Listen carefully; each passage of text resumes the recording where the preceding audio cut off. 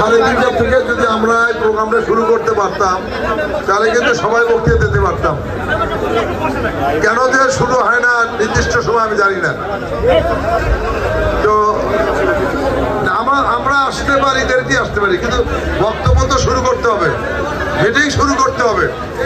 আমরা যে মেসেজটি নিয়ে আজকে আসছি, আমাদের নেতৃবৃন্দ কর্মী ভাইরা যদি সেটা না শুনতে পারে তাহলে আমাদের আজকে কর্মী সভা করার লাভটা কি? কোনো লাভ নাই। তা আমি বলতে চাই, বৈষম্য বিরোধী ছাত্র জনতার গণবিপ্লবের মাধ্যমে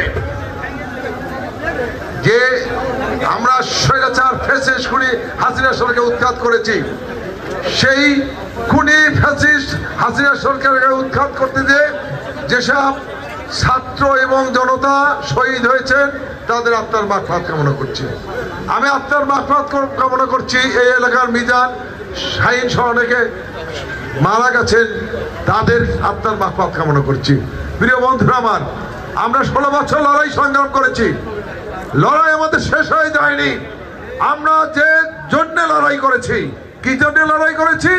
একটি অবাধ নিরপেক্ষ সুষ্ঠু নির্বাচন, যে নির্বাচন এদেশের জনগণ স্বতঃস্ফূর্তভাবে ভোট দিতে পারবে।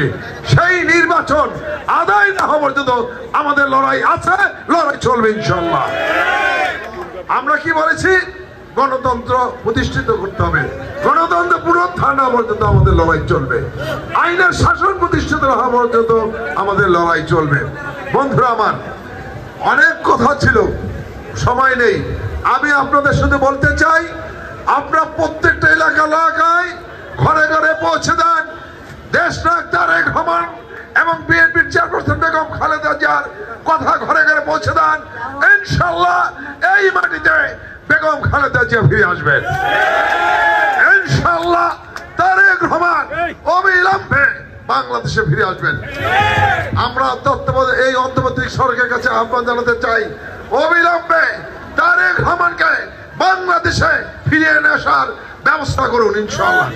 যদি না করেন আবারও আন্দোলন চলবে। তারেক রহমান যেদিন বাংলাদেশে ফিরে আসবে সেদিন সারা ঢাকা অচল হয়ে যাবে, সারা ঢাকা অচল হয়ে যাবে। এই ভয় অনেকে তারেক রহমানকে কিন্তু বাংলাদেশে নিয়ে আসতে চায় না। আজকে অনেক নেতা গজিয়েছেন, অনেক দল গজিয়েছেন, মনে হয়েছে তারা ক্ষমতায় এসে গেছে। ভাই ভোটটা দেন, ভোটের বাক্স আসুক, দেখা যাবে কত ধানে কত চাল। ধানের শীষের বিকল্প বাংলাদেশে নাই, খালেদা জিয়ার বিকল্প বাংলাদেশে নাই, তারেক রহমানের বিকল্প বাংলাদেশে নাই। বন্ধুরা আমার, তারেক রহমান 31 দফা দিয়েছেন, এই 31 দফার মাধ্যমে সংস্কার হবে। আমরা চাই অন্তর্বর্তীকালীন সরকারকে সহযোগিতা করতে চাই, সময় দিতে চাই, কিন্তু একটি যুক্তিযুক্ত সময় পর্যন্ত আমরা দিতে চাই, যেটা আমাদের মহাসচিব বলেছেন। আমরা বলতে চাই সেই সময় পর্যন্ত আমরা সময় দিয়ে আমরা নির্বাচন দাবি করছি। এই নির্বাচন আমাদেরকে দিতে হবে, এটি আমাদের গণতান্ত্রিক অধিকার। এই নির্বাচন আমাদের ফিরিয়ে দেন। আর সংগ্রামী বন্ধুরা আমার, আজকে দেশে ষড়যন্ত্র চলছে, ষড়যন্ত্র বসে নাই। ষড়যন্ত্রকারীরা আওয়ামী লীগের ফ্যাসিস্ট খুনি হাসিনার প্রেতাত্মারা বাংলাদেশে আছে, তাদের অনেক টাকা আছে, সেই টাকা দিয়ে ষড়যন্ত্র করবে। আগামীতে পূজা আসছে, সেই পূজা নিয়ে অনেক ষড়যন্ত্র চলছে।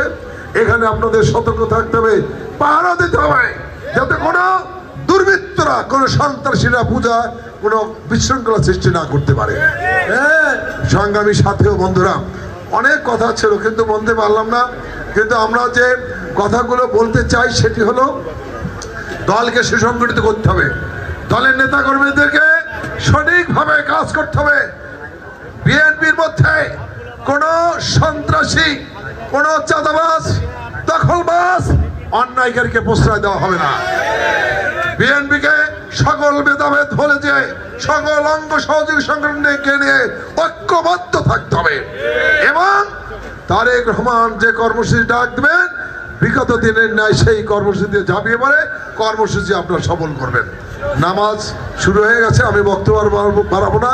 সবাইকে ধন্যবাদ জানিয়ে আমি বক্তব্য শেষ করছি। আসসালামু আলাইকুম।